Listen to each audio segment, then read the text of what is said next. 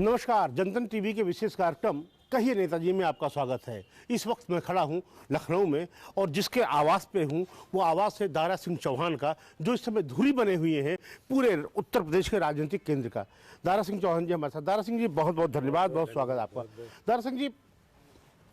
एकाएक पूरा उत्तर प्रदेश का जो केंद्र है, राजनीति का विषय वस्तु है, केंद्र है, वो आप पे आके टिक गया है और आपके विरोधी ही आरोप लगा रहे हैं कि साहब अब तो जब अंत समय आया तो मौसम वैज्ञानिक की तरह भाप क्यों चल पड़े। देखिए, ऐसा नहीं है। ये तो सारे लोग इस बात को आरोप लगाते थे, लेकिन पूरे प्रदेश की जो राजनीतिक जो केंद्र बिंदु है आज के समय में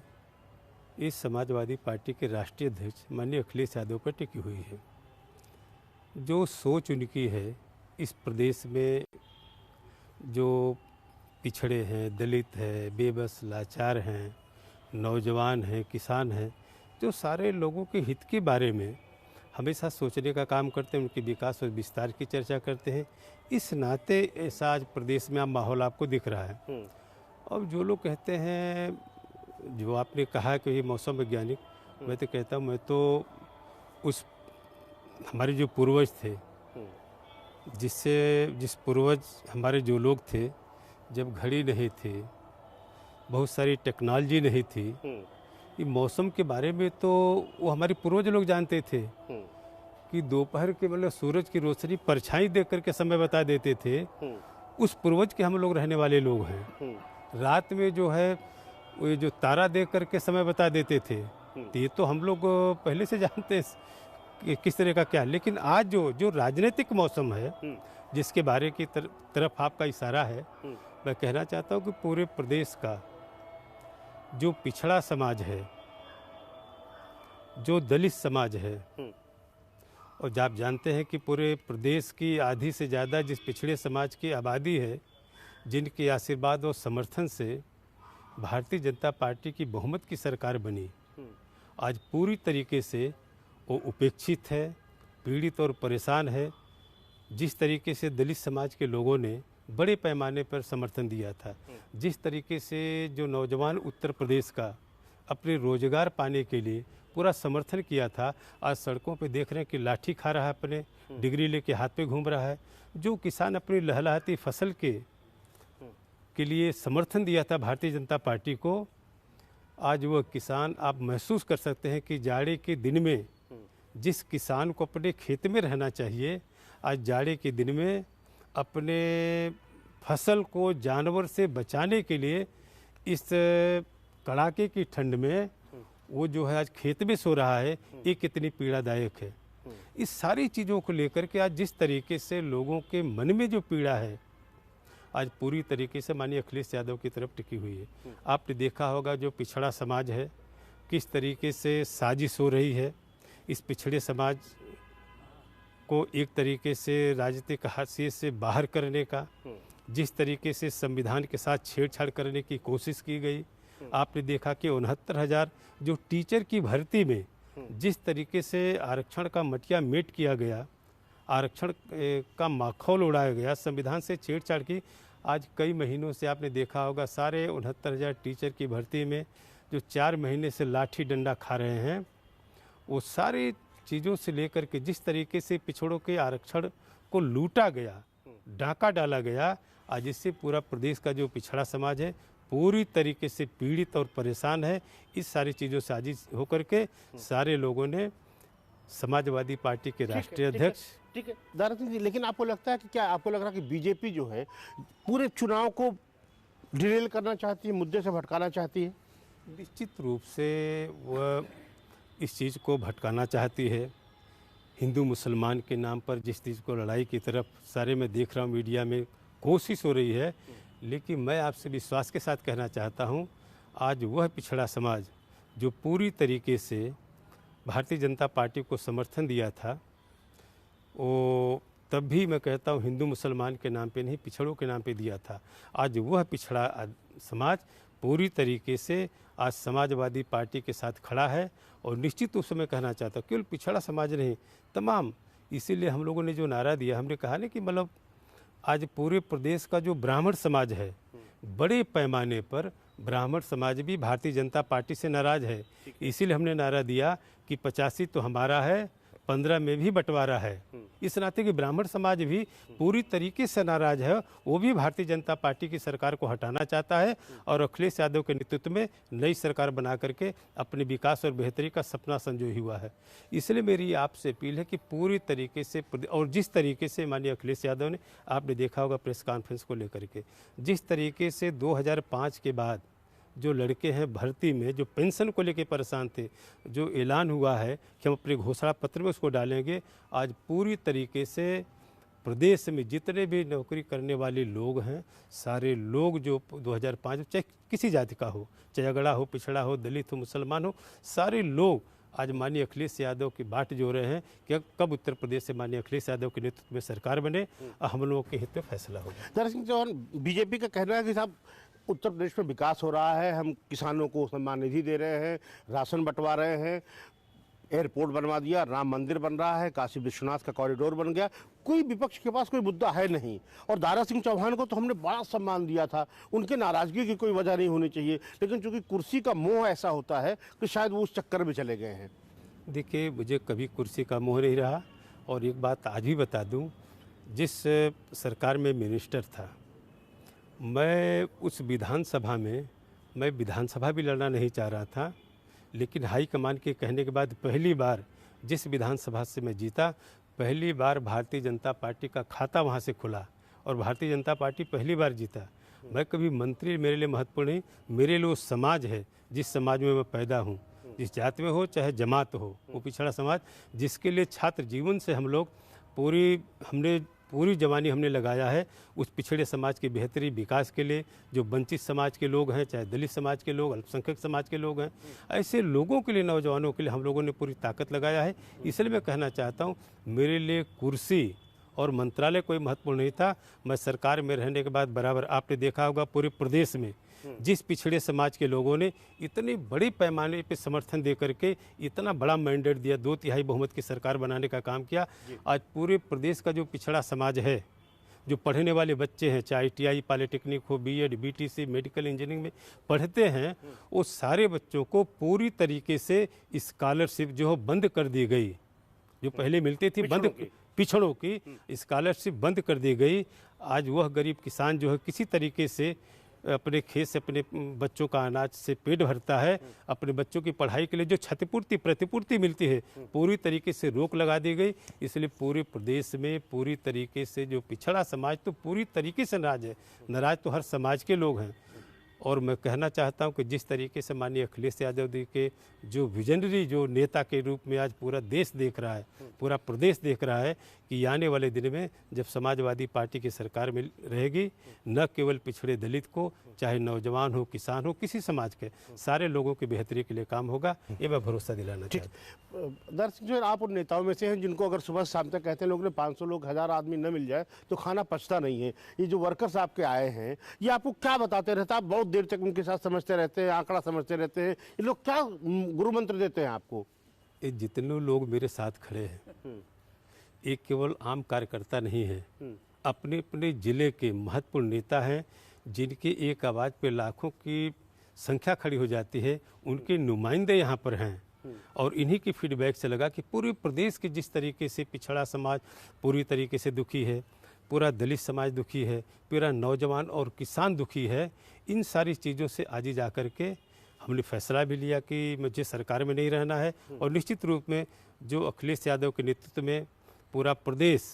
एक आशा भरी निगाहों से देख रहा है कि जिस तरीके से माननीय अखिलेश यादव के मन में जो सोच है इस प्रदेश की बेहतरी भी, आपने देखा होगा कि समाजवादी पार्टी की सरकार में जिस तरीके से माननीय अखिलेश यादव के नेतृत्व प्रदेश का जो चतुर्थिक विकास हुआ, आने वाले दिन में न उस प्रदेश का ही केवल विकास होगा, जो समाज जो आज़ादी के 70 साल तक जिसकी पूछ और पहचान नहीं थी, जो अपने सम्मान के लिए मुहताज था, आने वाले दिन में उनकी हिस्सेदारी भागीदारी सुनिश्चित हो गई। और इसीलिए मैं तो माननीय अखिलेश यादव जी को बधाई देना चाहता हूं कि जिन्होंने कहा कि जिसकी जितनी संख्या भारी उसकी उतनी हिस्सेदारी। और आप जानते हैं कि जिस तरीके से माननीय अखिलेश यादव जी ने देश की पार्लियामेंट में इस प्रदेश की जनगणना के लिए उन्होंने देश के लिए कहा कि देश में आधे से ज़्यादा जो आबादी पिछड़े समाज की, उसकी गणना होनी चाहिए। जब तक उनकी गणना नहीं होगी, संख्या नहीं मालूम होगा, किस तरीके से बजट आवंटित करके उनके बेहतरी विकास के लिए हम काम करेंगे। उन्होंने कहा अगर हमारी सरकार बनती है उत्तर प्रदेश में तो अपने संसाधन से पिछड़े समाज की गणना करा करके।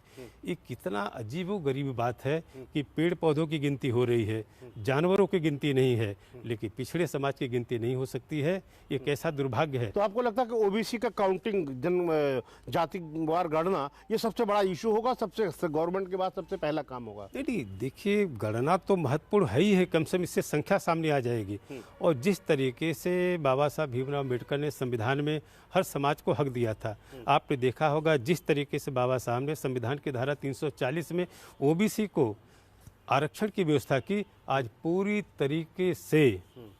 आरक्षण के साथ छेड़छाड़ तो किया गया। ये 69,000 टीचर की भर्ती में आज भी आप जाके देखिए इको पार्क में किस तरीके से 4 महीने में जाड़े गर्मी बरसात में उनके ऊपर लाठियाँ बरसाई जा रही हैं। 18,000 से ज़्यादा जो पिछड़े समाज के पद थे उनको हड़प लिया गया, उस पर डकैती डाली गई। इन सारी चीज़ों से आहत होकर के, चाहे दलित हो पिछड़ा हो, पूरी आहत है। और मैं भरोसे के साथ कहना चाहता हूँ कि आने वाले दिन में चाहे पूरब हो चाहे पश्चिम, पूरे प्रदेश का जो ओबीसी समाज पूरी तरीके से माननीय अखिलेश यादव के नेतृत्व में समाजवादी पार्टी की सरकार बना करके निश्चित रूप से। दारा सिंह जी, एक कहा जाता है कि जब कोई नेता मंत्री बन जाता है तो उसके घर पे बड़ी भीड़ लग जाती है, लेकिन पहली बार ऐसा हुआ कि जब आप मंत्रिमंडल से इस्तीफा दे दिए तो आपके यहाँ पूरे प्रदेश के लोग आ गए थे, ये सही है? निश्चित रूप से पूरे प्रदेश के जो लोग पिछड़े समाज के लोग थे वो 5 साल तक की सरकार में जिस तरीके से पीड़ित थे, ये बराबर वो था कि साहब जिस पिछड़े समाज आपके नेतृत्व में हम लोगों ने समर्थन किया था कि भारतीय जनता पार्टी की सरकार बनेगी, और भारतीय जनता पार्टी की सरकार बनने के बाद 5 साल तक जिस तरीके से इस प्रदेश के पिछड़े समाज के हक पे डाका डाला गया, जिस तरीके से पिछड़े समाज के आरक्षण को उनको पढ़ाई से रोकने की साजिश की गई, निश्चित रूप से दलित समाज के लोगों ने बड़े पैमाने पर वो किया था। उनको भी लगता है कि जिस तरीके से भारतीय जनता पार्टी की सरकार में संविधान को बदलने की साजिश हो रही है, उनके साथ छेड़छाड़ की साजिश हो रही है, पूरी तरीके से संविधान की रक्षा और सुरक्षा के लिए आज पूरी प्रदेश का ओबीसी समाज, पूरे दलित समाज के लिए, चाहे नौजवान हो किसान है, सारे लोग एक साथ खड़े होकर के माननीय अखिलेश यादव के नेतृत्व में सरकार बना करके पुनः जो है उस उत्तर प्रदेश के चतुर्थिक विकास के क्षेत्र में आगे बढ़े। दारा सिंह जी, जब कहते हैं लोग, विपक्ष आपके नेता आरोप लगाते हैं कि साहब बीजेपी अकेले चुनाव नहीं लड़ती, वो ईडी, सीबीआई, इनकम टैक्स सबको लेके जाती है, तो क्या दारा सिंह को भी कोई चिंता है, कोई वो है कि उनको कोई खुला खेल फर्रुखाबादी? इसकी आप भी आज से नहीं, बहुत दिन से परिचित, मेरे बारे में जानते हैं, मेरे स्वभाव के बारे में जानते हैं। अब पूरे प्रदेश के सारे लोग इस बात को जानते हैं। जिस तरीके से सरकारी जो संस्थाएं हैं इनका कतई दुरुपयोग नहीं होना चाहिए, और डरते वो लोग हैं जिनके लिए बनाई गई होगी। मुझे किसी बात की डर नहीं, न कोई चिंता है। मैं तो छात्र जीवन से पूरे खुले मन से मैं लोगों के लिए मदद करता हूं, मुझे किसी बात की डर नहीं है,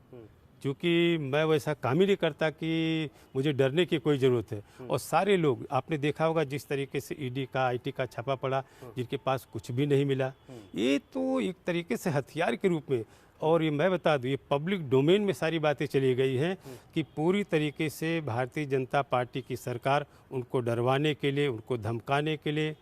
उन पर तरह तरह के दबाव देने के लिए उन्होंने काम किया है। इससे पूरे प्रदेश का जो पिछड़ा समाज जब जाग चुका है और वो किसी से न दबने वाला है न डरने वाला है। आने वाले दिन में बस एक ही उसका लक्ष्य है कि समाजवादी पार्टी के नेता, राष्ट्रीय अध्यक्ष माननीय अखिलेश यादव के नेतृत्व में समाजवादी पार्टी की पूर्ण बहुमत की सरकार बनाने का काम करेगा। ठीक, दारा सिंह जी, आपको तो आदत रही बड़ी बड़ी रैलियां करने की, आप जाते थे तो एक जनसंपर्क करते हुए जाते थे, हजारों लोगों से एक दिन में मिलते जाते थे रैलियां। अब तो चुनाव आयोग ने जिस तरह से प्रतिबंध लगा दिया, रैलियां वर्चुअल रैलियां होंगी, आपका जो कार्यकर्ता उतना हाईटेक होगा नहीं, तो क्या कुछ मजबूरी, कुछ परेशानी आ रही है, कोई नई दिक्कत आ गई है इस तरह से नए ढंग से चुनाव लड़ने में? आपने देखा होगा माननीय अखिलेश यादव के नेतृत्व में जब विजय रथ यात्रा निकली थी पूरब से लेकर पश्चिम तक, पूरे प्रदेश का जो उपेक्षित लोग थे, चाहे अगड़ा था, पिछड़ा था, दलित था, नौजवान हो, किसान था, खास करके आपने देखा जिसकी मैं कहा ना कि आधी से ज़्यादा आबादी, पूरी तरीके से लाखों की भीड़। और आपने देखा होगा कि जब गाजीपुर आजमगढ़ होते हुए लखनऊ आए थे माननीय अखिलेश यादव जी, तो 5 भोर बज गया था, जिस सड़क पर कोई दिखाई नहीं देता, लाखों की भीड़ थी। तो लाखों लोगों के मन में चीज़ें बस गई अखिलेश यादव जी, इसलिए चाहे वर्चुअल रैली हो चाहे जैसे भी हो, आज लोगों ने मन बना लिया है। एक दिन भी माननीय अखिलेश यादव जी प्रचार में बड़ी भीड़ के साथ न जा, पूरे प्रदेश में उन्होंने जो विजय रथ यात्रा निकाली थी, जिनसे भयभीत होकर के आज जिस तरीके की रैली करने पर किसी का बहाना लेकर के कोरोना है, ये है, वो है, पाबंदी लगाई गई, सारे प्रदेश के लोग जान चुके हैं। रैली हो न हो, माननीय अखिलेश यादव के नेतृत्व में पूरा प्रदेश जाग चुका है। सारे लोगों ने मन बना लिया है और वो अपने मतदान के दिन का इंतजार कर रहा है कि आने वाले दिन में हम साइकिल के सामने की बटन दबा करके माननीय अखिलेश यादव को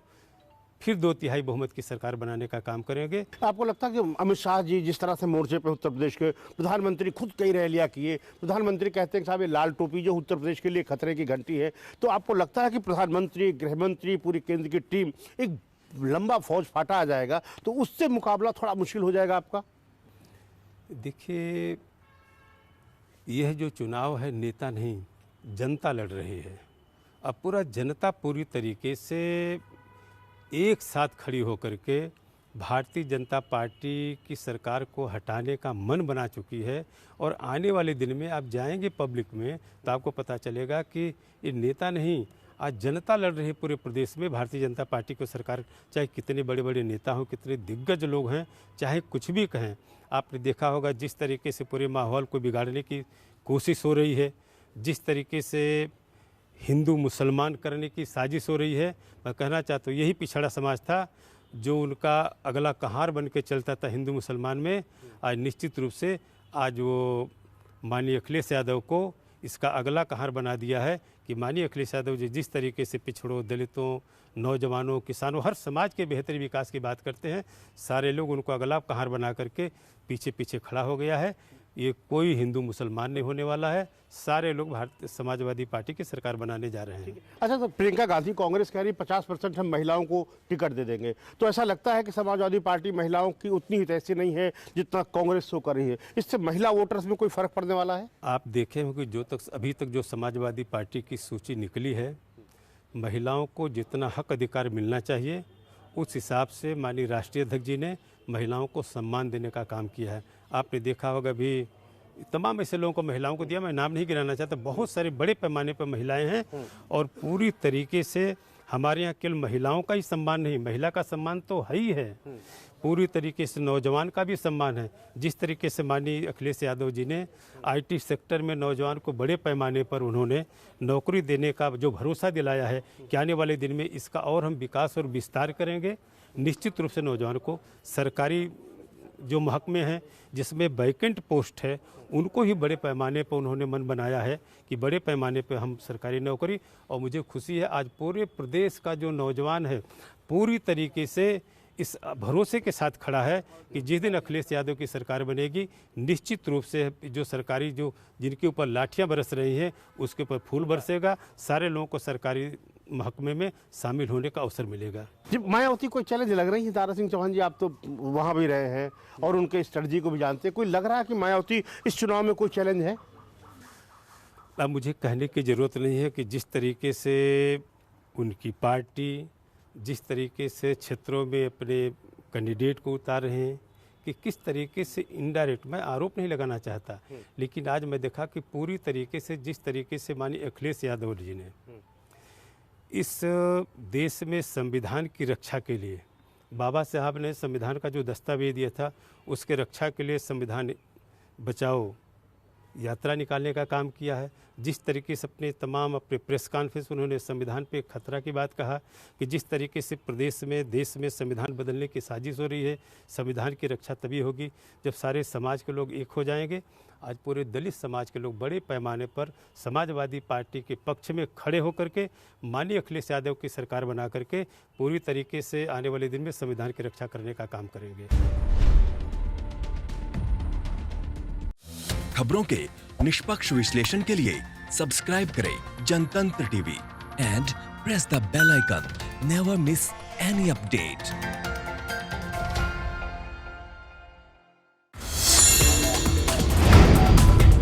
Download the Janatantra TV app, available on Google Play and App Store. Download it now.